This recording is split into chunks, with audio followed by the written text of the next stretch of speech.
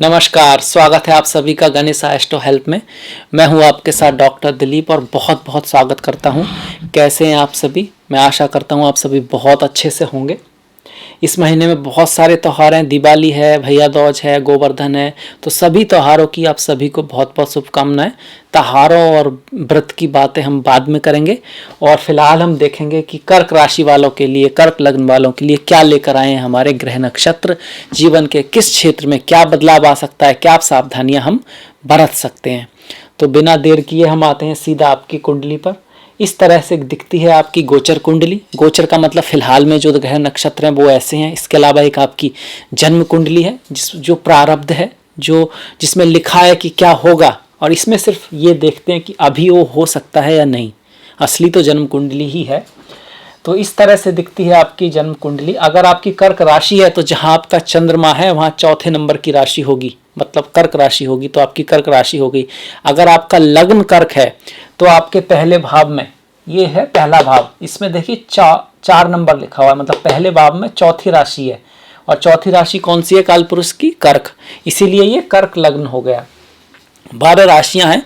पहली राशि मेष है, दूसरी वृषभ है, तीसरी मिथुन है, उसको 3 नंबर से दिखाते हैं। चौथी कर्क है, उसको 4 नंबर से दिखाते हैं। 5वीं सिंह है, उसको 5 नंबर से। छठी जो है कन्या है तो उसको 6 नंबर से दिखाते हैं। 7वीं तुला है तो उसको 7 नंबर से दिखाते हैं। 8वीं जो है वो वृश्चिक है तो उसको 8 नंबर से दिखाते हैं। 9वीं धनु है तो 9 नंबर से दिखाएंगे। 10वीं मकर है, 11वीं कुंभ है और 12वीं मीन है।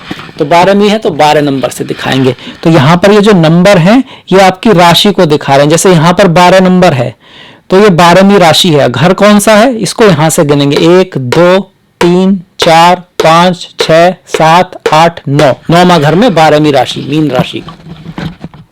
इस तरह से आप कुंडली देखना सीख सकते हैं कि ये जो नंबर है ये राशि के नंबर है और ये घर है। घर हमेशा ऐसे ही रहता है, ये पहला घर ही है, ये पहला भाव ही है। भाव का मतलब है भावना।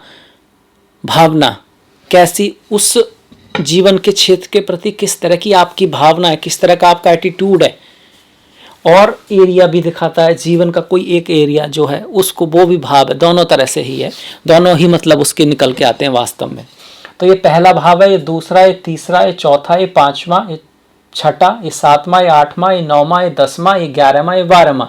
तो आप देख सकते हैं पहले भाव में कोई नहीं है, दूसरे भाव में भी कोई ग्रह नहीं है, तीसरे भाव में शुक्र बैठे हैं कन्या राशि में, क्योंकि 6 नंबर है, कन्या राशि है। कन्या राशि उनकी नीच की राशि है, पर डरने की कोई बात नहीं है क्योंकि यहाँ पर शुक्र परिवर्तन में है। परिवर्तन में मतलब देखिए ये 6 नंबर की राशि है, ये 7 नंबर की राशि है, ये कन्या राशि है, ये तुला राशि है। तुला राशि के मालिक शुक्र हैं जो 6 नंबर की राशि में देखे बैठे हैं। 6 नंबर के राशि के मालिक, कन्या के मालिक बुध हैं, वो 7 नंबर की में। तो बुध और शुक्र का परिवर्तन हो रहा है। जब ग्रह परिवर्तन में होते हैं तो वो एक तरह से नीच के नहीं होते हैं, भले ही वहां पे नीच हो, उनका नीच भंग हो जाता है। सूर्य यहाँ पर है, सूर्य यहाँ पर नीच के हैं, सूर्य यहाँ पर नीच के हैं। और ये देखिए इस भाव में पंचम में केतु हैं, पंचम भाव में केतु हैं वृश्चिक में, छठे भाव में गुरु हैं और सप्तम भाव में शनि है और एकादश भाव में राहु है। मंगल को हम लिखना भूल गए, अब लिख देते हैं मंगल को। मंगल मीन राशि में है, मंगल है यहाँ पर। मंगल करे दंगल। मंगल बहादुर के, हिम्मत के, शौर्य के ग्रह हैं, जो कार्य को दिखाते हैं, वीरता को दिखाते हैं, डर से आगे जीत है। एक तरह का कह सकते हैं कि व्यक्ति को कुछ कर गुजरने की जो क्षमता है वो मंगल देते हैं। इसीलिए उनको बजरंगबली से उनका कई बार तुलना भी करते हैं। मंगल वाले दिन बजरंगबली की पूजा भी की जाती है क्योंकि वो भी शक्ति के स्रोत हैं। तो मंगल जो है वक्री रहने वाले हैं। मंगल आपके 13 तारीख तक वक्री हैं। बुध जो है 2 तारीख तक वक्री हैं, 2 के बाद बुध जो है मार्गी हो जाएंगे। बाकी राहु केतु हमेशा ही वक्री होते हैं, राहु केतु हमेशा ही वक्री रहते हैं लगभग। राहु केतु, गुरु और शनि अभी मार्गी हैं, ये अच्छी बात है। तो ये एक तरह से यहाँ से एक बात निकल के आती है कि 2 तारीख तक थोड़ा कम्युनिकेशन का ध्यान करें, ध्यान रखें, उसमें गलती हो सकती है। कॉन्ट्रैक्ट वगैरह कोई राइटिंग का कोई काम है तो उसमें भी थोड़ा ध्यान रखें, क्योंकि बुध तो है जो है रेट्रोगेट रहेंगे, वक्री रहेंगे। और जब बुध वक्री होते हैं तो हम जब कम्युनिकेशन करते हैं उसमें कोई गलती का चांस हो सकता है। हम जब कोई कॉन्ट्रैक्ट साइन करते हैं उसमें कुछ गलती हो सकती है। कोई इलेक्ट्रॉनिक सामान खरीदते हैं तो उसमें भी कई बार कोई गलती हो सकती है। तो इस चीज़ का थोड़ा कम्युनिकेशन के प्रति सावधान रहें 2 तारीख तक। उसके बाद बुध मार्गी हो रही है, अच्छी बात है। इसके अलावा मंगल जो है वो आपके 12 तारीख तक है, मतलब एक्शन, फिजिकल जो एक्शन जो हम लेते हैं उसमें जब मंगल मार्गी है तो बड़ा सोच समझ के लेना है। कोई भी फिजिकल काम जो करते हैं वो बड़ा ध्यान से करना है, क्योंकि जब मंगल मार्गी हो तो व्यक्ति कभी कभी अधैर्यता में जल्दी में काम कर सकता है, या फिर अच्छा प्लान होने के बावजूद ही काम ना करे, ऐसा भी हो सकता है। तो एक्शन को बड़ा, कोई भी एक्शन को बड़ा सोच समझ के करना है। कब तक? 13 तारीख तक, क्योंकि 14 तारीख से फिर जो है मंगल जो है मार्गी हो जाएंगे, रेवती नक्षत्र में है मंगल, रेवती नक्षत्र में है और रेवती में ही रहने वाले हैं। पहले वक्री चल रहे हैं, फिर उसके बाद मार्गी होंगे तो सीधा चलेंगे, पूरे महीने रेवती नक्षत्र में ही रहेंगे।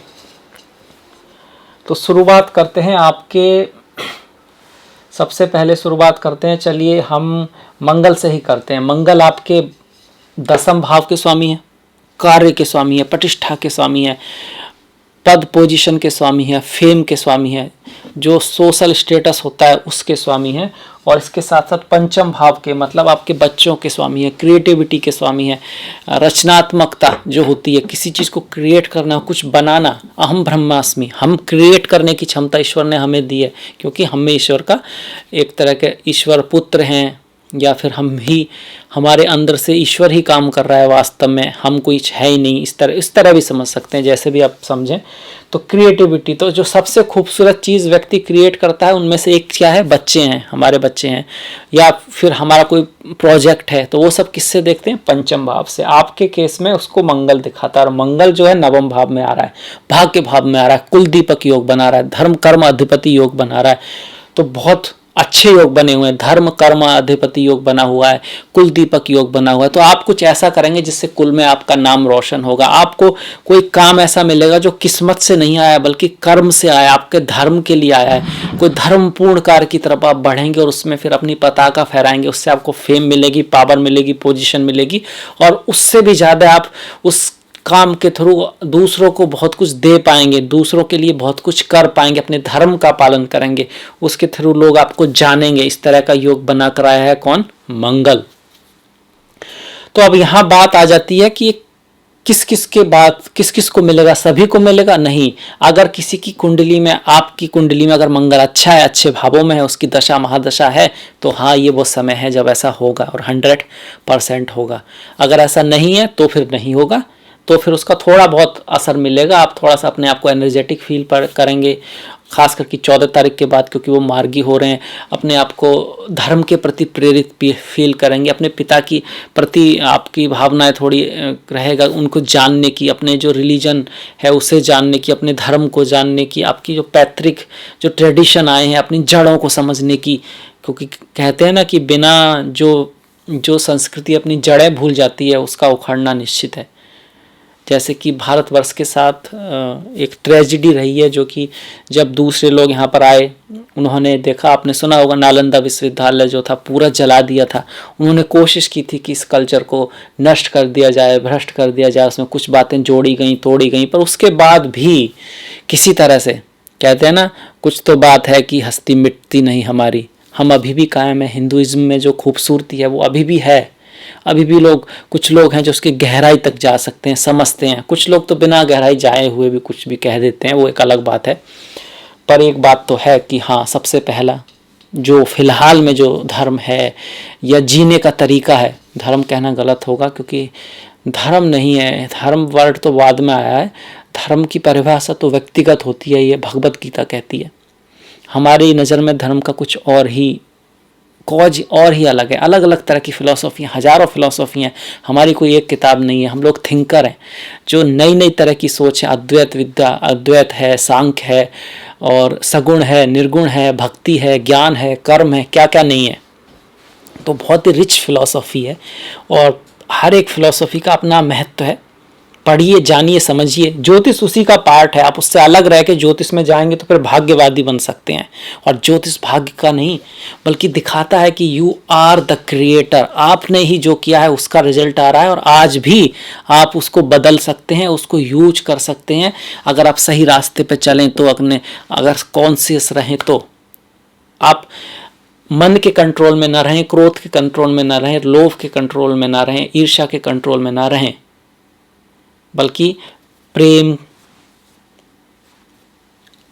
मेहनत, विकसित होने की इच्छा, दूसरों के प्रति कुछ करने की रेस्पॉन्सिबिलिटी, धर्म, जिम्मेदारी, इन सब को अपना कह सकते हैं, इन सब के थ्रू अपने जीवन को अगर आगे बढ़ाएं तो आज भी आपकी किस्मत आपके हाथ में ही है। खैर, हम इसको बढ़ाते हैं, मंगल की दृष्टियों की बात करते हैं। 1 2 3 4, चौथी दृष्टि जो है भाग्य भाव पर आ रही है। भाग्य भाव से जो है फॉरेन के भाव पर आ रही है, तो फॉरेन जाने का चांसेस बनाती है, यात्रा कराती है, कुछ खर्चा आ सकता है, नींद में थोड़ा प्रॉब्लम हो सकता है काम में बहुत बिजी हो तो कम नींद आए, इस तरह की यहाँ पर दिखा रहा है।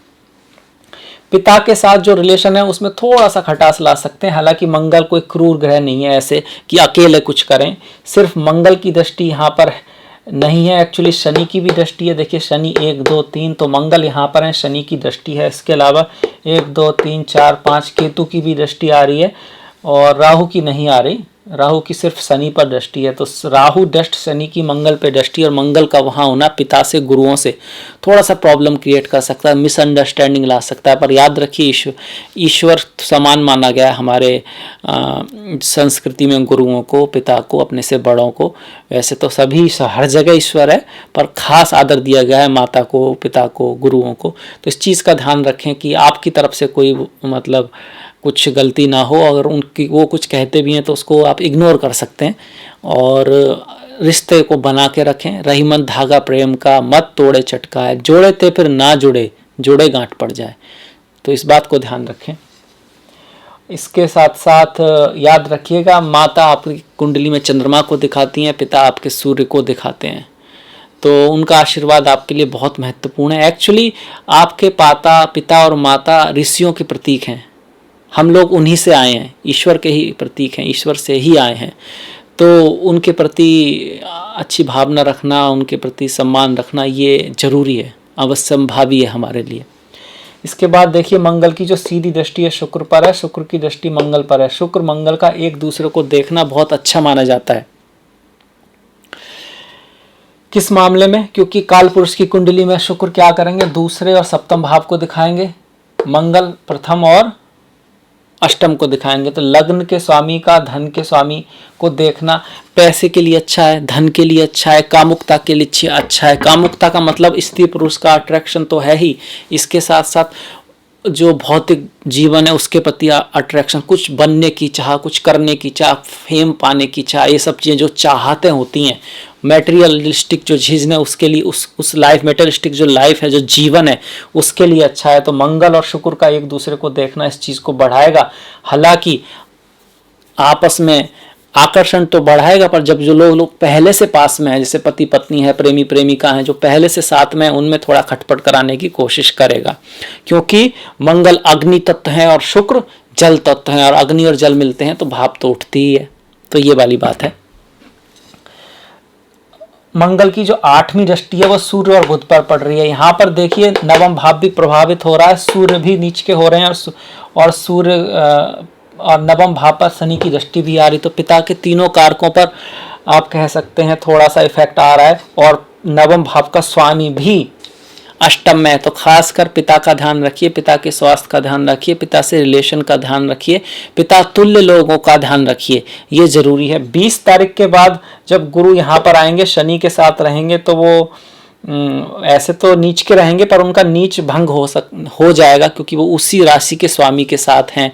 तो शायद थोड़ी सी राहत मिलेगी 20 तारीख के बाद। पर पिता का, गुरुओं का, पोस्ट पोजीशन का, क्योंकि पिता हमारी पोस्ट पोजीशन भी दिखाते हैं, स्वास्थ्य का थोड़ा ध्यान रखें, क्योंकि सूर्य 16 तारीख तक नीच के हैं, खास करके 16 तारीख तक ये ऐसा है।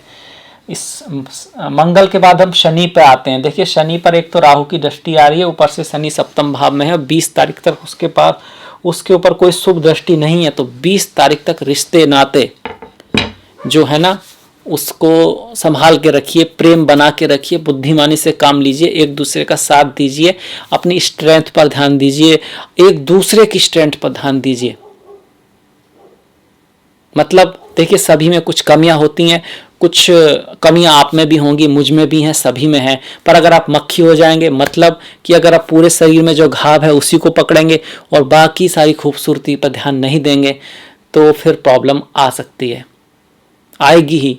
जिस तरह अपनी गलतियों को माफ़ कर देते हैं उस तरह दूसरे की गलतियों को भी माफ़ कीजिए। जैसे अपनी कमियों को आप नज़रअंदाज कर देते हैं, मतलब उनको नज़रअंदाज भी ना करें, उसको सुधारने की कोशिश करें, पर उसको फोकस ना बनाएं। अपनी गलतियों को जो फोकस बनाता है उसको क्या कहते हैं, उसको हम बोलते हैं सही नहीं है, डिप्रेशन में जा सकता है व्यक्ति। ठीक उसी तरह दूसरे की भी गलतियों को फोकस ना बनाए, फोकस तो उसकी अच्छाई को ही बनाए। उसके अंदर भी ऐसा ही ईश्वर है जैसे आपका है, वही आत्मा उसके अंदर है, वही आपके अंदर है। आत्मा सो परमात्मा और परमात्मा तो एक ही है। तो इस नज़र से देखें, प्यार से देखें एक दूसरे के प्रति, तो फिर चीज़ें आप संभाल लेंगे। तो फिर तो गुस्से में भी आपको गुस्सा नहीं आएगा, तब तो फिर सब ठीक रहेगा। पर अगर आप अपने अहम में आगे मैं हूँ ये है, और उसमें थोड़ा यहाँ पे मिसअंडरस्टैंडिंग हो सकती है, दूरी आ सकती है। कई बार ये दूरी केवल फिजिकल हो सकती है, मतलब किसी कारण से आपके पति या पत्नी, प्रेमी या प्रेमिका को दूर ट्रांसफ़र कर दिया जाए, काम में बहुत बिजी हो जाएं, एक दूसरे को कम समय दे पाएं। तो ऐसे में क्या करना है, 2 मिनट के सही पर बात तो करनी है। वो कहते हैं ना, जहाँ चाह होती है वहाँ राह होती है।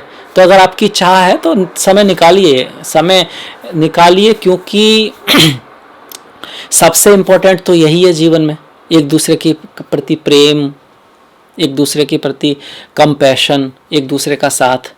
और पैसा भी सेकेंडरी है, धन भी बात की बात है। पहले तो आपका सबसे पहले तो जीवन ही है और समय है। समय है तो पैसा कमाएंगे ना, जीवन है तो पैसा कमाएंगे। और जीवन क्या है, जीवन यही है, एक दूसरे का साथ है, यही जीवन है। अकेले क्या जीवन, तो उसको समझिए। और फिर उसके लिए पैसे की ज़रूरत है, अपनों के लिए पैसों की ज़रूरत है, दुनिया के लिए पैसों की ज़रूरत है, उनका भरण पोषण करने के लिए पैसों की ज़रूरत है।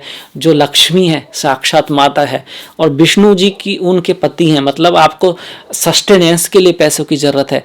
पर उस सस्टेनेंस के लिए जो पैसा होता है वो अच्छाई से ही आता है, अच्छाई की चीज़ों में ही जाता है, तब वो धन है। और वो जो धन बोलते हैं कि हर बुराई की जड़ है, वो कुछ और ही है, वो कुछ और है। वो है कि जिसमें, जिसके लिए आदमी, जिसको लोभ कह देते हैं, लालच कह देते हैं, वो वास्तव में पैसा नहीं है। पैसे की गलती नहीं है, लोभ और लालच की गलती है। लोभ और लालच में आप गलत चीज़ें करने लगते हैं तो फिर वो धन रहता ही नहीं है, वो तो कुछ और ही हो जाता है। खैर आपको एग्जाम्पल दूं, जैसे माता सीता लक्ष्मी थी, खुद लक्ष्मी की अवतार थी, पर रावण जब उनको लेकर आए थे तो लक्ष्मी लाए थे क्या घर में? नहीं लाए थे ना, अपना विनाश लेकर आए थे। स्वयं लक्ष्मी विनाश बन गई उनके लिए। क्यों? क्योंकि गलत तरीके से लाए थे। तो यही अंतर है, पैसा खराब नहीं है, लालच, लोभ, ईर्ष्या, अहंकार, ये सब खराब है। और बोलते हैं सभी में होता है तमस, तो किसी में है तो ऐसा नहीं है कि वो कुछ अलग है। हम भी ऐसे हैं, मैं भी ऐसा हूँ, आप भी ऐसे हैं। पर जो इस बात को समझ जाता है वो धीरे धीरे धीरे धीरे इससे अलग होता है, ऊपर जाता है और ऊपर जाता है। इसीलिए इंसान को इतना महत्व दिया गया है कि इंसान चाहे तो बहुत नीचे जा सकता है और चाहे तो बहुत ऊपर जा सकता है। इसीलिए जीवन में जो मनुष्य का जीवन है वो बहुत देवताओं के लिए भी दुर्लभ बताया गया है। खैर इसके बाद हम बढ़ते हैं, ये फिलॉसफी हम बाद में करेंगे कभी, अभी हम थोड़ा आगे बढ़ते हैं। मंगल की दृष्टियों की हमने बात कर ली, पिता के लिए मेन बात की है, क्योंकि शनि की दृष्टि मंगल पर आ रही है। शनि की दृष्टि लग्न पर है और इससे वो आपको थोड़ा सा सीरियस बनाएगी, प्रैक्टिकल बनाएगी। सीरियस और प्रैक्टिकल होना अच्छी बात है। हार्ड वर्क करने की कोशिश कर, अच्छे शनि अगर आपके कुंडली में अगर अच्छे शनि है, स्ट्रॉन्ग शनि है, तब तो आपको हार्ड वर्क सिखाएगी।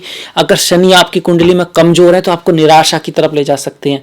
शनि बहुत ज़्यादा प्रैक्टिकल होते हैं, और जब बहुत ही ज़्यादा, जब शनि प्रैक्टिकल होते हैं तो फिर डरा देते हैं, क्योंकि जब आदमी बहुत ज़्यादा प्रैक्टिकल हो तो उसमें कमियां ढूंढने लगता है, और जब कमियां ढूंढने लगता है तो डरा, जब तो फियर बोलते हैं ना, रियल फियर, ऐसा भी हो सकता है, ऐसा भी हो सकता है, ऐसा भी हो सकता है, ऐसा भी हो सकता है, हो तो सब कुछ सकता है, पर इसको सोचकर अगर काम ही ना करें, आगे ही ना बढ़े तो फिर ये शनि नेगेटिव हो गए हैं। तो उसको पॉजिटिव रखिए, आगे तो बढ़ना है। प्रैक्टिकलिटी अपनी जगह, ईश्वर का आशीर्वाद अपनी जगह है। आपको एग्जाम्पल मैं बहुत बार देता हूँ, नागासाकी और हिरोशिमा का एग्जाम्पल है। जब उसके ऊपर बम पड़ा जापान के ऊपर, दुनिया के सारे एक्सपर्ट ने कहा भैया जापान तो गया अगले 50 सालों तक। कितने? 50 सालों तक सारे एक्सपर्ट। और रिजल्ट क्या आया? अगले 10 साल में ही जापान ने तो अमेरिका से भी अच्छी गाड़ियां बना दी, अमेरिका से भी अच्छी घड़ियां बना दी।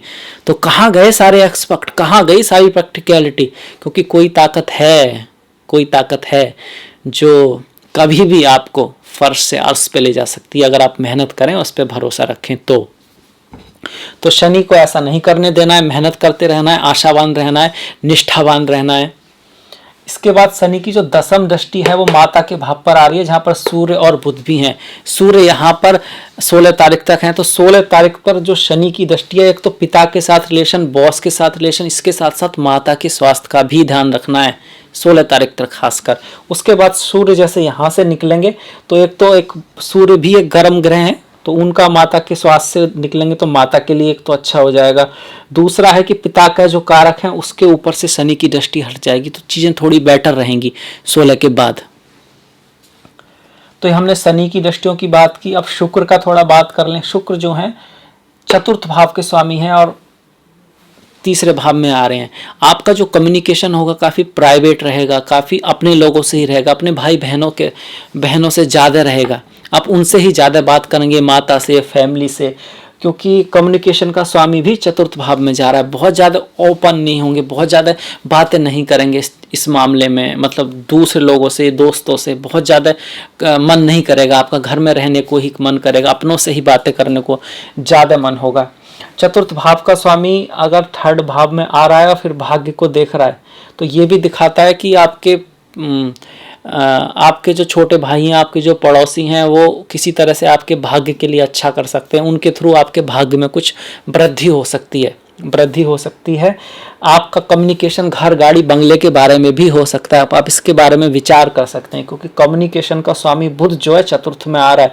माता के स्वास्थ्य में तो थोड़ा सा दिक्कत है शनि की वजह से, पर माता के साथ कम्युनिकेशन रहेगा। आप बातें करेंगे माता से, माता अपने जो आपके पुराने दोस्त हैं उनसे कुछ मुलाकात होगी, उसका किसी का फ़ोन आ सकता है, चाहे वो लड़की हो लड़का हो, जो आपके पुराने जो आपके दिल के करीब हैं, कुछ ऐसे दोस्तों से, पुराने दोस्तों से मुलाकात हो सकती है। किसी ज़मीन, घर, गाड़ी, बंगला, गाड़ी, कुछ इस तरह की खरीदने की कोई बातचीत हो सकती है। यहाँ बैठे जो बुध हैं, जो कि 12वें भाव के स्वामी भी हैं, वो यहाँ पर आकर खर्चा करा रहे हैं। किसके ऊपर? माता के ऊपर खर्च हो सकता है, गाड़ी और घर के ऊपर खर्च हो सकता है। मतलब अगर आप खरीदेंगे तो खर्च तो हो गई। और खरीदने वाली जो बात है वो इसलिए भी है क्योंकि मंगल की दृष्टि चतुर्थ पर कई बार, मंगल और शनि की संयुक्त दृष्टि कई बार व्यक्ति को घर, गाड़ी ये सब खरीदने के लिए योग बनाती है। गुरु की पड़ जाती दृष्टि तो बहुत ही अच्छा रहता है, पर गुरु की दृष्टि अभी नहीं है। अब इसके बाद हमने शुक्र की बात करी। सूर्य की बात करें तो सूर्य देखिए द्वितीय भाव का स्वामी है और चतुर्थ भाव में आकर नीच का हो रहा है। तो घर, गाड़ी, बंगला खरीदते वक्त ध्यान रखें कहीं ये घाटे का सौदा ना हो। तो बेटर है कि 16 तारीख के बाद खरीदें अगर आपको खरीद नहीं है। बाकी ये है कि फैमिली का स्वामी चतुर्थ में आ रहा है, नीच का हो रहा है, तो फैमिली के कारण प्रॉब्लम हो सकता है, दिक्कत आ सकती है। कोई फैमिली का स्वामी आपके घर में आ रहा है पर नीच का हो रहा है, तो घर, गाड़ी, जो बंगला आप खरीदें या बेचें उसको थोड़ा ध्यान से खरीदना। योग तो जरूर है पर उसमें नुकसान भी हो सकता है अगर 16 से पहले खरीदते हैं तो। वाणी का खास ख्याल करें क्योंकि दूसरा भाव वाणी का भी हो सकता है आपका खुद का कम्युनिकेशन कोई प्रॉब्लम कर दिया, कम्युनिकेशन में कोई गलती हो, इस चीज़ का ध्यान रखिए। अब इसके बाद देखिए पंचम भाव में केतु हैं, तो एजुकेशन में बहुत अच्छा नहीं है, हार्ड वर्क करना होगा, मेहनत करनी होगी। जो स्टूडेंट्स हैं पढ़ाई में ध्यान लगाना होगा। आपका मन पढ़ाई से भटक सकता है, आपको पढ़ने में मन कम लग सकता है, तो इस चीज़ का ध्यान रखें। आपका मन अकल्ट, एस्ट्रोलॉजी, काला जादू, इन सब चीज़ों की तरफ जा सकता है। समाधि, चक्रा, मेडिटेशन, मौत के बाद क्या होता है, जीवन क्या है, माया क्या है, रियलिटी क्या है, आत्मा क्या है, जीवात्मा क्या है, परमात्मा क्या है, ये सब कुछ इस तरह की बातें जो लोग सुनी तो हैं पर जानते नहीं हैं, उसकी तरफ केतु ले जा सकते हैं। केतु मोक्ष की तरफ भी ले जाते हैं, मतलब हर चीज़ से मन उठा सकते हैं। अभी किसका होगा, जिसकी कुंडली में केतु यहीं पर हैं और यहीं पे आ रहे हैं, केतु की दशा महादशा चल रही है, तब ऐसा होगा, अन्यथा ऐसा नहीं होगा। गुरु की बात करें तो गुरु यहाँ पर बैठकर 20 तारीख तक 1 2 3 4 5 दसम भाव को देख रहे हैं, तो अच्छे कार्यों में खर्च होगा, घर में कुछ शुभ कार्य होगा, अच्छे कार्यों में खर्च होगा, मतलब कथा पर या फिर किसी को दान देने पर, कुछ अच्छा कर्म करने पर, किसी की सहायता करने में आप खर्च कर सकते हैं। कार्य में रेस्पॉन्सिबिलिटी बढ़ेगी, कार्य बढ़ेगा, कार्य करने को ज़्यादा मिलेगा। और छठे भाव में बैठे हैं, अपनी ही राशि में है, तो एक तरह का हर्ष नाम का विपरीत राजयोग बनाकर बैठे हैं। अपने ही भाव में है तो अपने भाव की रक्षा करेंगे, रोग ऋण शत्रु मतलब स्वास्थ्य में सुधार ही करेंगे, कोशिश करेंगे उसकी। पर ऐसे में राय दी जाती है किसी को बहुत ज़्यादा पैसे ना दें, धन ना दें, बहुत बड़ा आने में दिक्कत हो सकती है। और शत्रु से डिप्लोमेसी के थ्रू आप जीत सकते हैं। अगर किसी से लड़ाई वगैरह होती है, कोर्ट वोट में जाए तो उसमें हार हो सकती है, पर अगर डिप्लोमेसी से मतलब उसको बाहर ही सुलझा लें तो बेटर रहेगा।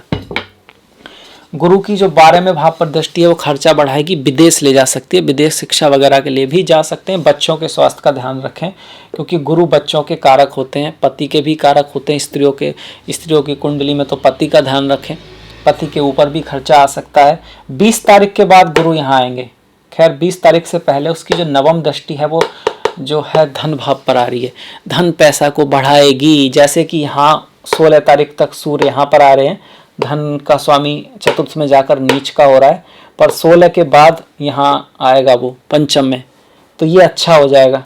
जब धन का स्वामी पंचम में आएगा तो मतलब 16 के बाद धन के क्षेत्र में चीज़ें ज़्यादा अच्छी रहेंगी, इनकम होगी कहीं ना कहीं से, आपकी क्रिएटिविटी के, आपसे इन्वेस्टमेंट से। आपके अगर बच्चे हैं तो आपके बच्चों के थ्रू लाभ हो सकता है, गवर्नमेंट के थ्रू भी आपको लाभ हो सकता है। कब? 16 तारीख के बाद।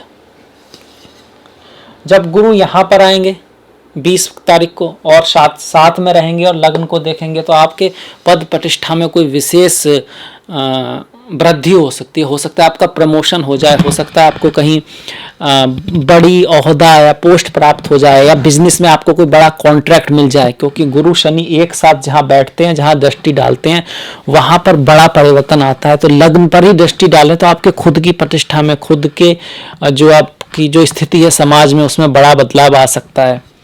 गुरु की यहाँ आने के बाद, सप्तम में आने के बाद जो नवम दृष्टि आएगी वो तृतीय भाव पर आएगी। यात्राएं बढ़ जाएंगी, छोटे भाई बहनों के साथ संबंधों में सुधार आएगा, कम्युनिकेशन ज़्यादा होगा। जैसे कि 20 से पहले थोड़ा था कि कम्युनिकेशन सिर्फ अपने घर में, फैमिली में, माता भाई आसपास वालों के साथ, उसके बाद बड़ा कम्युनिकेशन दिखता है, कम्युनिकेशन का एरिया बड़ा हो सकता है। यात्रा काम के क्षेत्र में भी हो सकती है, आपको कहीं बाहर भेजा जाए, इस तरह की संभावना यहाँ पे बढ़ती है। और नए लोगों से आपकी मुलाकात भी यहाँ पर बनती है। गुरु की जो 5वीं दृष्टि होगी वो राहु पर आएगी, 11 में एकादश भाव पर आएगी, तो कुछ इच्छा पूर्तियां हो सकती हैं, अचानक से कोई बहुत बड़ा लाभ हो सकता है, इस तरह की संभावना यहाँ पे बनती है। बड़े भाई के थ्रू, आपके जो फ्रेंड सर्किल है उसके थ्रू 20 तारीख के बाद लाभ होने की यहाँ पर बड़ी चांस बन रहा है। हमने गुरु को देखा, शनि को देखा, मंगल को देखा, राहु बचे हैं। देखिए राहु एकादश के बहुत शुभ होते हैं, बहुत अच्छे होते हैं, अचानक से बहुत बड़ा लाभ देते हैं, आदमी को फर्श से अर्श पे ले जा सकते हैं अचानक से। तो वो तो आपके लिए है, पर वो अचानक से होगा, आपको मतलब उसका आइडिया नहीं हो पाएगा। एकदम से कुछ ऐसी नई खबर आ सकती है, बिजनेस में कुछ नई चीज़ ऐसी हो सकती है जिसके बारे में आपने सोचा नहीं। अब कब होगा ये मुश्किल है बताना रियलिटी में, तो बाकी तो आपको बताएंगे लोग कि अभी इसके नक्षत्र में, उपनक्षत्र में ये होगा वो होगा। वास्तव में रियलिटी में अगर आप चेक करेंगे तो ऐसा नहीं होता है, इसीलिए उनको छदम ग्रह कहते हैं। चांसेस रहता है कि अभी जैसे मृगशिरा में है, मंगल यहाँ पर है भाग्य के भाव में, तो भाग्य से रिलेटेड चीज़ें यात्रा करा सकते हैं, आपको पिता से कुछ धन संपदा मिल सकती है, इस तरह का चांसेस रहेगा। राहु की यहाँ पर जो बैठे हुए राहु हैं वो जिस भी ग्रह से 3, 6, 10, 11 होंगे उस भाव का अच्छा रिजल्ट देंगे। जैसे कि नवम से 3 है तो भाग्य बढ़ाएंगे, भाग्य को बढ़ाएंगे। छठे भाव से छठे हैं 1 2 3 4 5 6 तो रोग ऋण शत्रु का विनाश करेंगे, स्वास्थ्य बनाएंगे, ऋण को कम करेंगे। आपने ऋण ले रखा है तो ऋण उतारने में आपकी सहायता करेंगे। कुछ शत्रु सत्ता अगर किसी से होती है बाई चांस तो राहु की अगर दशा महादशा है तो, और आपके राहु अच्छे हैं तो फिलहाल वो शत्रु विनाश करेंगे। राहु 11 लग्न से 11वें भाव में है तो आपकी ऑरा में वृद्धि करेंगे, आपकी फेम को बढ़ाएंगे, आपकी पावर को बढ़ाएंगे, लोग आपको सुनेंगे, जानेंगे, मानेंगे। दूसरे भाव से 10म है, धन को बढ़ाएंगे, पैसा लाएंगे, धन आएगा, पैसा आएगा। और ये सब चीज़ें अकस्मात होंगी, बिना किसी प्लान के होंगी, अचानक से होंगी, उस तरह से नहीं होंगी जैसे आपने सोचा है। जो राहु देने वाले हैं, जिसका राहु अच्छा है और दशा महादशा है उन्हीं के साथ होंगी। खर्चा बढ़ाएंगे, बाहर ले जाएंगे, खर्चा बढ़ाएंगे, हॉलीडेज पे खर्चा कराएंगे, ऐश आराम पे खर्चा कराएंगे, सुख भोग पर खर्चा कराएंगे। तो इस बात का ध्यान रखना है कि खर्चा लिमिटेड ही करें। तो ये था मेरी तरफ से छोटा सा कर्क राशि के लिए हर ग्रह के बारे में। नक्षत्र के बारे में तो हमने नहीं बताया क्योंकि तो बहुत बड़ा हो जाएगा, पर छोटा सा मैंने बताया हर एक ग्रह के बारे में, हर एक दृष्टि के बारे में, क्या कर सकते हैं, क्या सावधानी कर सकते हैं। और मुझे आशा आपको पसंद आया होगा, अच्छा लगा होगा। तो प्लीज़ लाइक कीजिएगा, फॉलो कीजिएगा, घंटी वाला बटन दबाना मत भूलिएगा। मैंने डिस्क्रिप्शन में अपना लिंक दिया है फेसबुक का, ट्विटर का, इंस्टाग्राम का, तो वहाँ भी आप फॉलो कर सकते हैं, लाइक कर सकते हैं। और इसके बाद हम बात करेंगे व्रत और त्यौहार के बारे में, क्योंकि इस महीने बहुत सारे त्यौहार हैं, दिवाली है, गोवर्धन है, दौज है, बहुत कुछ है। तो इसके बाद हम उसी के बारे में बातें करेंगे। चलिए अब बात करते हैं त्योहारों के बारे में। इस महीने बड़े अच्छे और बहुत सारे त्यौहार हैं, बहुत सारे त्यौहार हैं। और त्यौहार का मतलब होता है खुशी, हंसी, आपस में मिलना, दोस्तों को गिफ्ट देना, दोस्तों से गिफ्ट लेना, अपने भाई बहन, पिता माता सभी के प्रति प्रेम व्यक्त करना और खुश खुश रहना। एक्चुअली ये दिखाता है कि खुशी ज़रूरी है लाइफ में। खुशी से ही व्यक्ति कुछ कर सकता है। हंसी खुशी व्यक्ति तैयारी भी अच्छी कर सकता है, एग्जाम की, नौकरी भी अच्छी कर सकता है, व्यापार भी अच्छा कर सकता है। और स्पिरिचुअल पाथ पे रहने वाला तो खुशी जरूरी है। वहाँ तो पहली चीज़ ये चिदानंद रूपा शिवोहम शिवोहम, ईश्वर स्वयं आनंद स्वरूप है। तो आनंदित व्यक्ति ही कुछ कर पाता है, इसीलिए त्योहारों का इतना महत्व है। हम थोड़ा सा गलती ये कर लेते हैं कि हम कुछ बनने के लिए उसके बाद सोचते हैं कि उससे आनंद आएगा। ऐसा नहीं है, कुछ बनने के लिए आनंद होना जरूरी है। वो गोल नहीं है, वो तो जरूरत है, वो तो एक पहली चीज है। अगर आप खुश हैं, आनंदित हैं, तो आप बहुत ऊपर जा सकते हैं, बहुत कुछ कर सकते हैं। खैर, इस महीने के जो त्योहार हैं, सबसे पहले त्योहारों की फिर व्रत की बात करेंगे। सबसे पहला त्योहार है करवा चौथ का त्योहार है। इस त्योहार में स्त्रियां अपने पति के लिए व्रत करती हैं। और इसमें वो कहानी भी है सावित्री वाली, 3 पग आगे बढ़े थे तो यमराज से उनको वापस ले आई। तो यहाँ से स्त्री की ताकत, इसलिए स्त्री की संकल्प शक्ति का एक उदाहरण मिलता है। जो यम, जो काल से भी अपने पति को वापस ला सकती है, वो कितनी शक्तिशाली हो सकती है स्त्री। तो ये उसको कमज़ोर समझना या क्या फिजिकली, ये एक भ्रम है, कोरा भ्रम है। हम अगर अपने इतिहास को जाएं, माता अनसुईया की कथा, अदिति की कथा अगर हम पढ़ें तो मेरे ख्याल से पुरुषों से भी ज़्यादा उनमें बहुत सारी ऐसी एबिलिटीज़ हैं जिसके लिए वो पूजा के योग्य हैं, सम्मान के योग्य हैं। और हमें उसको समझना चाहिए, उसको उभारना चाहिए, उसको सामने लाना चाहिए। तो करवा चौथ का त्यौहार है, बहुत खूबसूरत त्यौहार है। उसके बाद धनतेरस माता लक्ष्मी का है। इस दिन भारत के अलग अलग राज्यों में अलग अलग जगह पर अपना अपना है। माता लक्ष्मी और भगवान श्री गणेश की पूजा होती है। कुछ सामान खरीद के लाते हैं तो बोलते हैं कि लक्ष्मी आएगी, धन आएगा। बात भी सही है। वो कहने का मतलब ये है कि आप खर्च करते हैं तो आप कमाते भी हैं। आप सिर्फ बचा के तो अमीर नहीं हो सकते। आप जिस भी व्यक्ति को ले लो, जिसको भी ले लो दुनिया में जो बहुत अमीर व्यक्ति हैं, वो ऐसा नहीं है कि बिल्कुल खर्च नहीं करते। उनका खर्च बहुत है, उनके घर करोड़ों में होते हैं, उनका खर्चा भी काफ़ी होता है, पर उससे कमाते भी बहुत ज़्यादा है। उनका फोकस कमाने की तरफ होता है, अपने आप को एंजॉय करने की तरफ और दूसरों के लिए भी कुछ करने की तरफ। देखिए, अगर आपके पास ही कुछ नहीं है तो आप दूसरे का क्या कर पाएंगे। और जो व्यक्ति ये कहता है कि भाई संसार माया है, तो वो कहता तो सही है, पर उसका ये मतलब कतई नहीं है कि आप पैसा नहीं कमाएं या धन ना कमाएं। और जो ऐसा कहता भी हो, उसके पास जो भी हो, आश्रम हो, जो भी हो, उससे कहो कि भाई इसे मुझे दे दो। वो माया वाला वो बहुत बड़ा टॉपिक है, पर उसका अर्थ कई बार लोग ऐसा ले लेते हैं कि धन धन तो स्वयं माता लक्ष्मी है। हाँ, वो अच्छे तरीके से आना चाहिए, उसका उपयोग अच्छे काम में होना चाहिए, उसका उपयोग दया के लिए, बूढ़े व्यक्तियों के लिए, माता पिता के लिए, आसपास के लिए, उन सबको सहायता करने के लिए होना चाहिए। उसका जो मेन मकसद पैसा कमाना ना हो, कि एक व्यक्ति जो पैसा कमा सके, जो कि संसार को सस्टेनेंस दे सके। इसीलिए माता लक्ष्मी के पति कौन है? विष्णु है।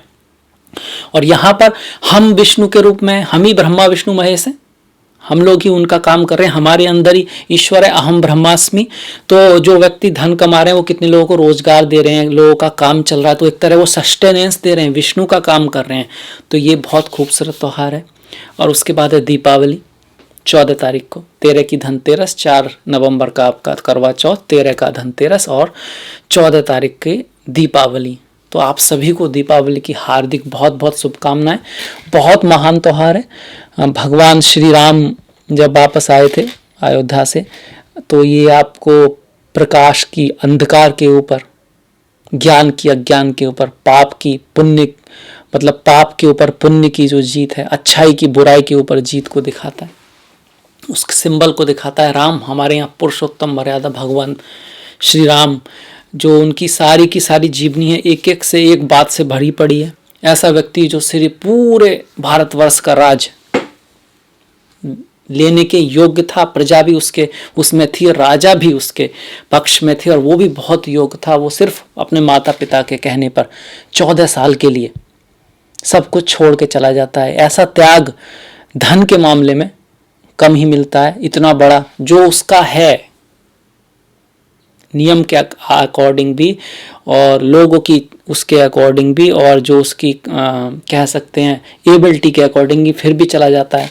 और सिर्फ इसी वजह से, एक तो माता पिता ने कहा, दूसरा उसने कहा, सोचा होगा कि अगर अब वो मना करेंगे तो भाइयों के बीच में शायद कुछ हो, तो उसने पेशेंस रखा।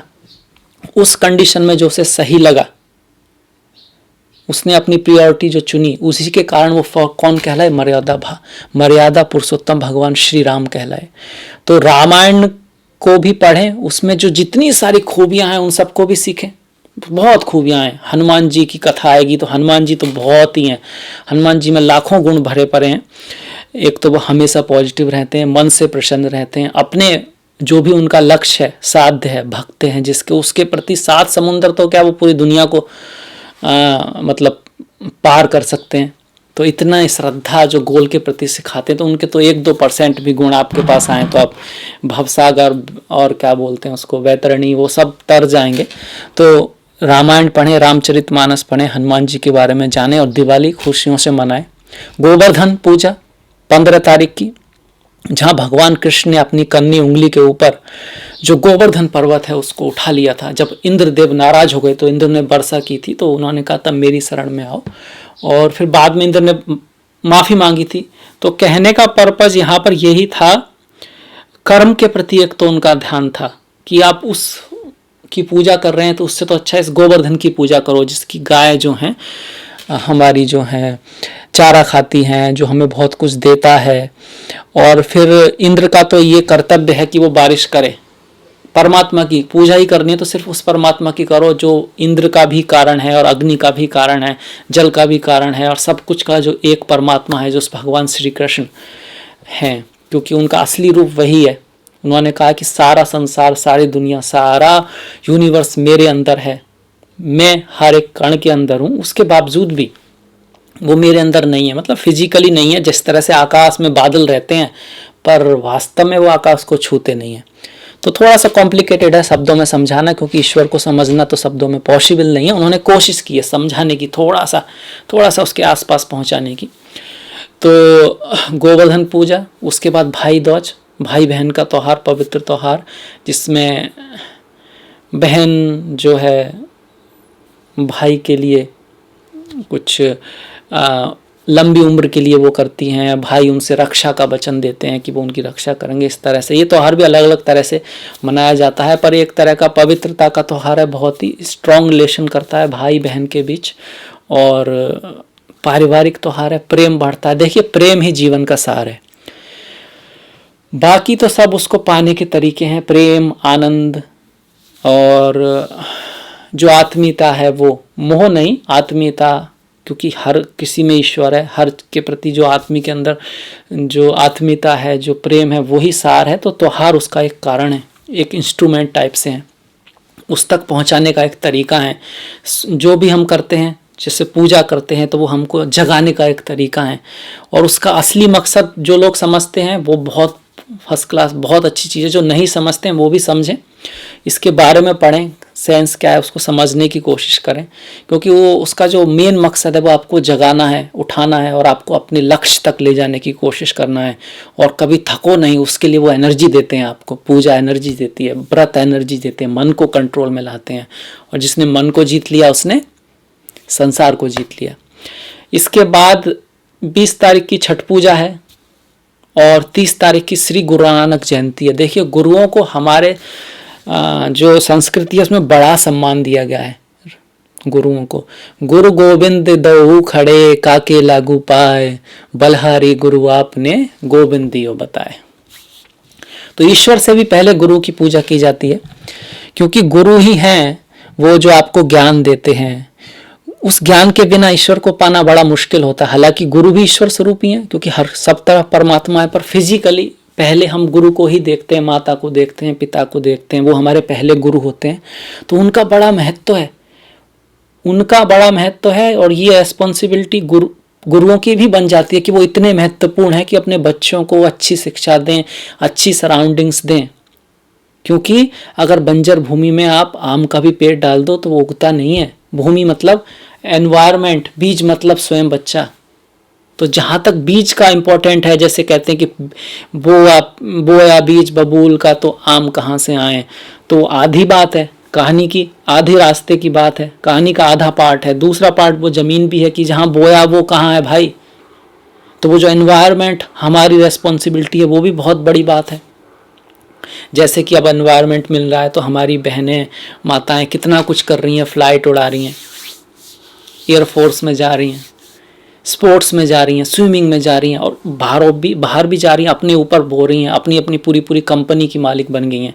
और जब एनवायरनमेंट नहीं था तो ग्रहों के ऐसे ही होने के बावजूद कोई एक आध को छोड़कर, एक्सेप्शन आर ऑलवेज देयर, वो बेचारी कुछ कर नहीं पा रही थी। तो ऐसा नहीं है उनमें कमी थी, हम में ही कमी थी, हमने वो एनवायरनमेंट ही नहीं दिया। इसके बाद ये तो थे हमारे त्योहार। अब व्रत की बात कर लें। व्रत बहुत महत्वपूर्ण है। व्रत का मतलब होता है अपने आप को स्ट्रांग बनाना।